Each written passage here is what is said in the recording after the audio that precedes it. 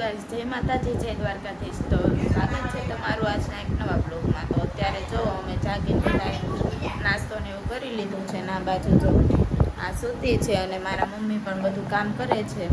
અને હવે આપણે પણ બધું કામ કરવાનું છે. નકર હમણાં ખીચાશે.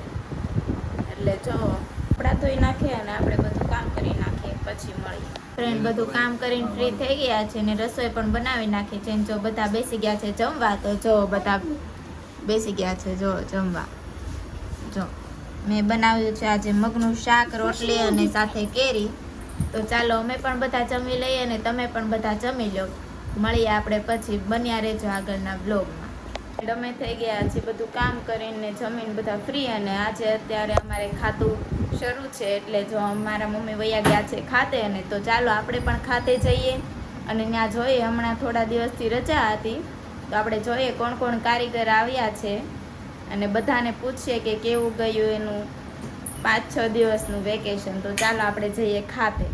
ત્યારે હું આવી ગઈ છું ખાતે ને જો ખાતે કોઈ કારીગર નથી, ખાલી 2 મશીન શરૂ છે.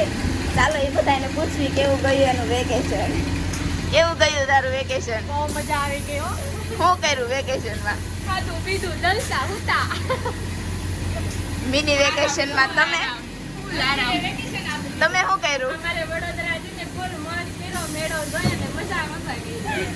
મજા ભાવિકાબેન તમે શું કર્યું?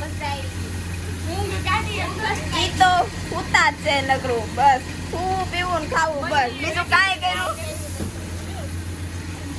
તો જો આટલા કારીગર છે, બીજા કોકને મજા નથી ને કોક આવ્યા નથી. ને અમારે જો એક મશીન ખોટવાઈ ગયું છે ને એક કમ્પ્રેશન ખોટવાઈ ગયું છે.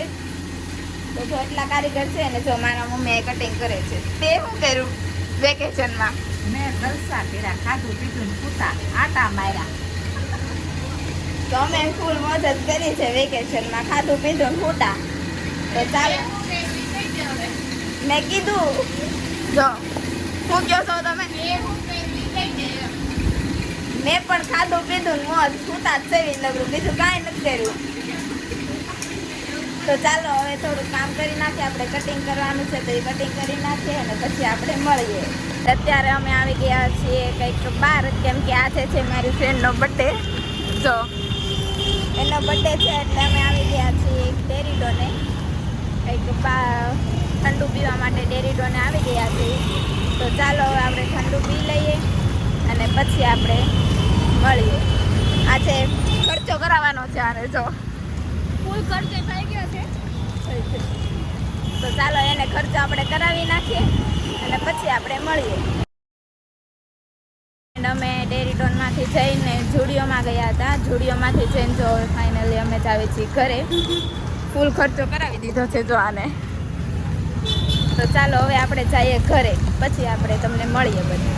તો જો અમે આવી ગયા છીએ ખાતેથી ઘરે. અને જો ઘરે આવીને મેં બનાવી નાખી છે રસોઈ. રસોઈમાં તો એટલું બધું નથી પણ નાસ્તો ટાઈપ કહેવાય એ. તો જો મારા પપ્પાને છે આજે મંગળવાર એટલે એને જમવાનું નથી. મારે અને આ પલને બેને જ જમવાનું છે. મારા મમ્મીને પણ જમવાનું નથી એટલે અમે બનાવી નાખી છે મેગી જો. અને મારી નાની બેન ગઈ છે ડાન્સ કરવા. તો એનો ક્લાસ અત્યારે 9 વાગી ગયા એટલે એને મારા પપ્પા લઈને આવતા જ હશે. તો ચાલો મેગી બની જાય એટલે જમવા બેસી જાવી અને પછી હું તમને મળું. એમ તો જો જમીન બધું કામ કરીને ફ્રી થઈ ગયા છીએ. અને જો આ બાજુ મારા મમ્મીએ જમ્યું નહોતું કેમ કે એને મજા નહોતી એટલે. તો જો એ આ બાજુ જો આઈસ્ક્રીમ ખાવા બેસી ગઈ છે જો. તો આપણે તો ખાવો નહોતો કેમ કે આપણે જમીન બેઠા હતા. અને જો આ શું કરે છે? સામું જોતો તું શું કરશો? ડાળિયા લઈને હું ધાબે જાઉં છું, સીધા મામી દેવાના છે. તો જો એ ડાળિયા લઈને જાય છે મારા મામીને દેવા. એને ખાવા હતા એટલે. અને જો અત્યારે આપણે જવાનું છે પાછું અગાસી ઉપર કેમ કે બહુ સરસ ઠંડો પવન આવે છે ને એટલે ઉપર જવાનું છે. અને મેં તમને કાલે કીધું હતું કે વરસાદનો માહોલ છે એમ. તો રાત્રે 2 વાગે વરસાદ આવ્યો હતો એવું બધા કહે છે. મને તો ખબર નથી કેમ કે આપણે સૂતા પછી આપણને કાંઈ ખબર હોય નહીં. એટલે જો બધા એવું કહે છે વરસાદ આવ્યો હતો. હવે આવ્યો ન આવ્યો ખબર નથી મને કેમ કે હું તો સૂતી હતી એટલે. તો ચાલો હવે આપણે ધાબે જઈને જ મળીએ કે કેવો ઠંડો પવન છે. તો ધાબે જઈને આપણે મળીએ. તો ચલો ફ્રેન્ડ, તો જો અમે આવી ગયા છે અત્યારે ધાબે બેસવા, અને અહીંયા કેટલો મસ્ત સુંદર પવન આવે છે. અને જો વરસાદનું વાતાવરણ હોય ને એવું બધું વાતાવરણ છે અહીંયા જો. અને જો મારા મામી ને અમે બધા જો બેઠા છે અહીંયા જો. અત્યારે આજે મારા મામી ને અમે બધા એટલા જ છવી, અને મારા મમ્મી અત્યારે આવ્યા નથી આજે, કેમ કે એને મજા નથી ને એટલે એ નીચે સૂઈ ગયા છે. અને જો અમે એટલા બેઠા છવી અને બધા વાતો કરે છે.